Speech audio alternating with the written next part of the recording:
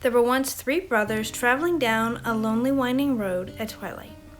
Hey everybody, I'm Crafty Ninja, and today I'm going to be showing you how I made my Deathly Hallows Starry Night tumbler. So whether you prefer the power of the Elder One, or the longing to see a loved one, or the ability to be invisible, I will be taking you step by step through the process of how I made this cup. So if you're ready, let's go on an adventure and let's find these Deathly Hallows. I begin this cup by wrapping it in a sheet of clay until it's completely covered and I smooth it out. Now I will recommend that applying liquid Sculpted to your cup before applying the clay does help your clay stick to your cup better. And once my cup is completely covered and smoothed out, I take my template and I wrap it all the way around my cup, and then I trace it onto my clay using a ball tool.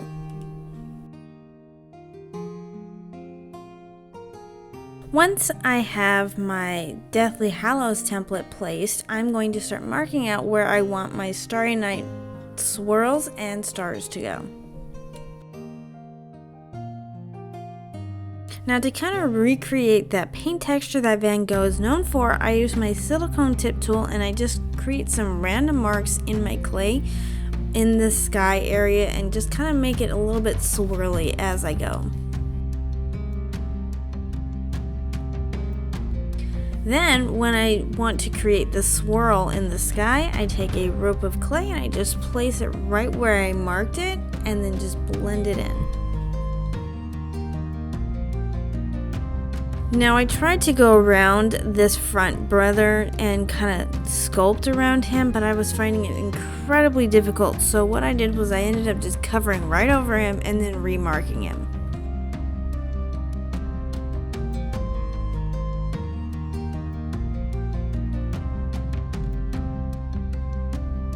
And then I just do the same thing with that second swirl right at the end of that big long swirl. Now I'm going to start creating the brothers, and really all it is just taking small pieces of clay and very slowly building up in the shape that you had already traced out and then continuing to smooth it out as you go.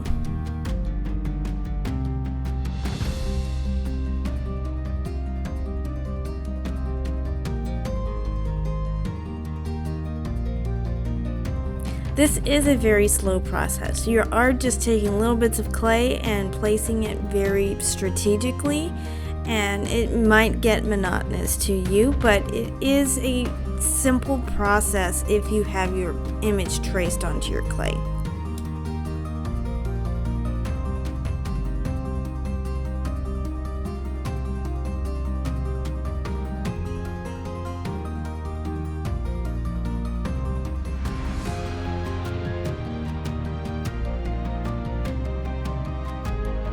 Here you can see that I did retrace over that swirl that I had placed earlier, and I'm just doing the exact same thing, but it's just right on top of the swirl and blending it in.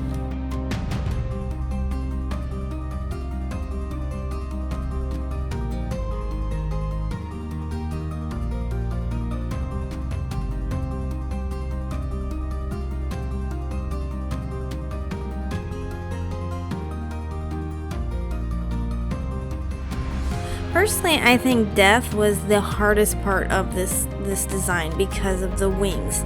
You had a lot of little bitty details in those wings, and you didn't want to add too much clay to create those feathered looks. So you had to do that very slowly.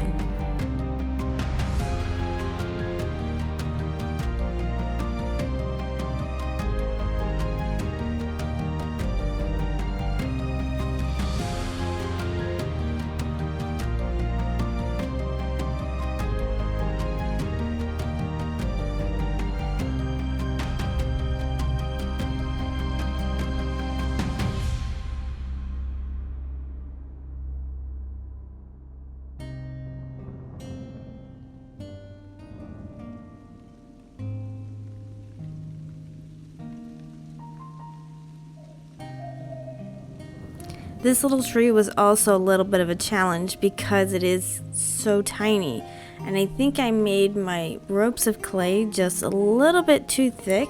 If you make them small enough, this shouldn't be too difficult, but it was a little bit challenging because I didn't roll them out as thin as I probably should have.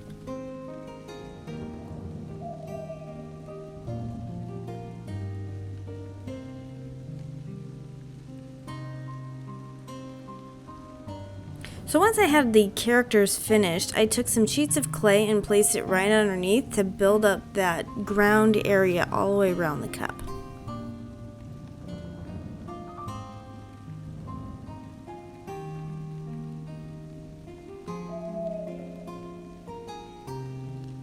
And then I finally add these swirl details, and this is literally just making lines in the shape of the swirl to give it that texture. You can do it however you like. There's no set rules in how you do this.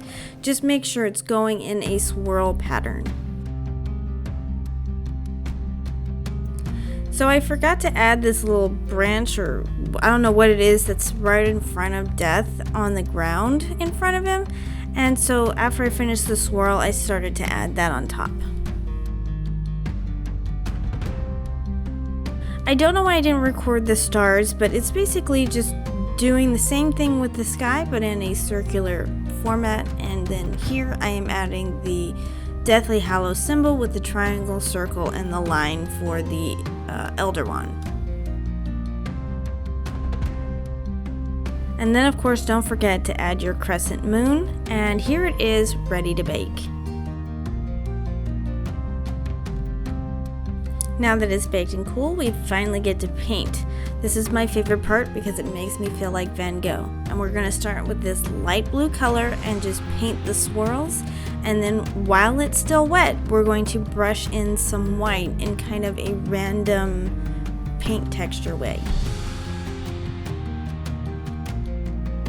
Then I'm going to paint the stars with this bright yellow, and I'm also going to paint the Deathly Hallows and the moon.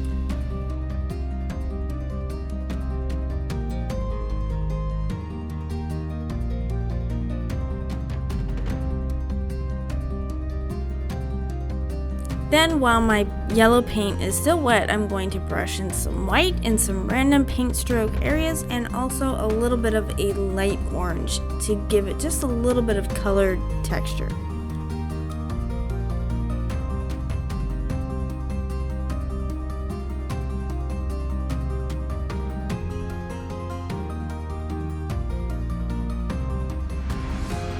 And then we're going to paint the sky, and you're going to be careful to paint around your yellow, and you're just going to paint it with this nice darkish blue.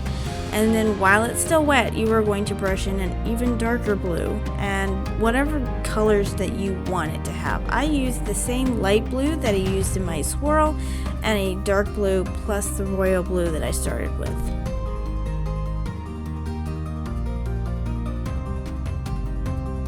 Once you're happy with your sky and it's dried, you are going to paint the bottom portion of your cup black.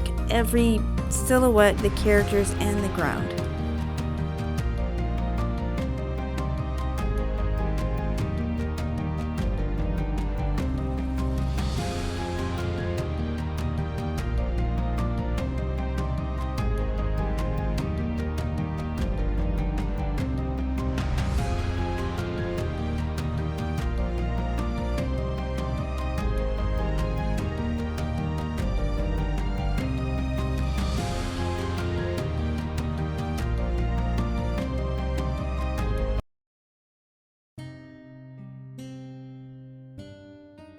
And just to add a little bit more color differentiation, I added a little pale yellow to kind of represent a highlight on all of the silhouettes.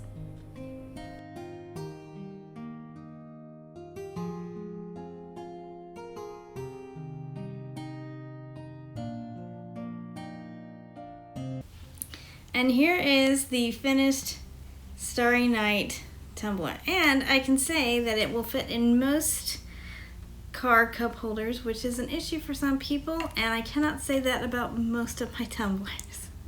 I absolutely love making the Starry Night tumblers. They make me feel like Van Gogh a little bit, and they're just so much fun to make. They are a little time consuming building up the clay that you want, but I just love it so much. If you guys enjoyed watching me make this, maybe you could boop the like button so that I know that I'm making content that you guys are enjoying. It also helps boost my videos to people who also like this kind of content as well.